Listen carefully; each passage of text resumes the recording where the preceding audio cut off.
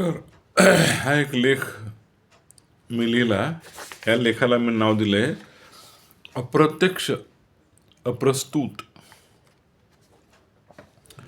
या मोबाईलवर काही वेळेस आपल्याला अप्रत्यक्ष असे शब्द ऐकायला मिळतात. तुम्ही म्हणाल की हे अप्रत्यक्ष शब्द म्हणजे नेमके काय? तर अप्रत्यक्ष म्हणजे असे की त्यावेळेस ते शब्द अप्रस्तुत ठरतात. आता तुम्ही म्हणाल की हे अप्रस्तुत म्हणजे काय? तर अप्रस्तुत म्हणजे त्यावेळी ते शब्द किंवा ते वाक्य म्हणजे अयोग्य वाटतात.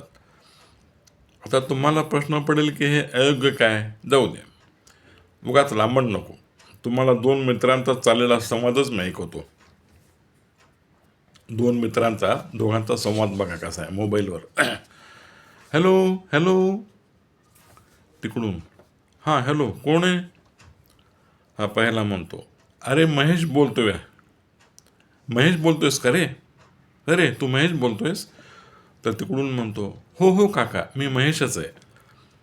मग पहिला म्हणतो, अरे बाबा नाहीत का घरी? तर तिकडून उत्तर येतं, काही काम होतं का? तर इकडला म्हणतो, हो हो, तो आज पैसे देतो म्हणाला होता, त्याने माझ्याकडून उसने पैसे घेतले होते, आहे का तो? आता इतका संवाद झाल्यानंतर तिकडून थोडा वेळ काहीच उत्तर येत नाही. हा बोलणारा पहिला मित्र अगदी मोबाईल कानाला लावून बारकाईने ऐकत असतो. ज्यानं सुरुवात केली तो अगदी बारकाईनं कानाला मोबाईल लावून ऐकत असतो. तिकडून त्याला आपल्या मित्राचा अस्पष्ट आवाज हळूहळू ऐकू येतो. तो मित्र त्याच्या मुलाला अगदी बारीक आवाजात म्हणत होता, मी बाहेर गेलो आहे म्हणून सांग, नाहीतर असे कर, गावाला गेलो आहे म्हणून सांग, पुढचे पुढे बघू. मग तो मुलगा याला फोनवर बोलतो, हॅलो बाबा नाही आहेत, ते गावाला गेले आहेत, आले की सांगतो. काय सांगायचे त्यांना? आता या पहिल्या मित्राने त्या दोघा बाप मुलाचा संवाद इकडून ऐकलेला असतो. त्याला सर्व कळते, पण तो ओळख दाखवित नाही. आपण हळूहळू बोलल्यामुळे तिकडे ऐकू गेले असेल असे त्या दुसऱ्या मित्राला वाटले होते आणि तिथेच तो फसला.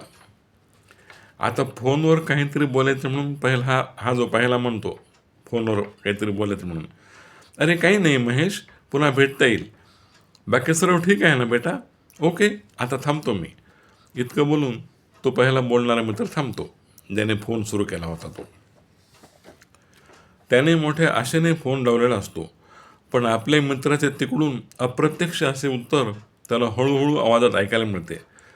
ते उत्तर अप्रस्तुत असते, अप्रत्यक्ष असते, दोन्ही असते, गैरसमज निर्माण करणारे असते.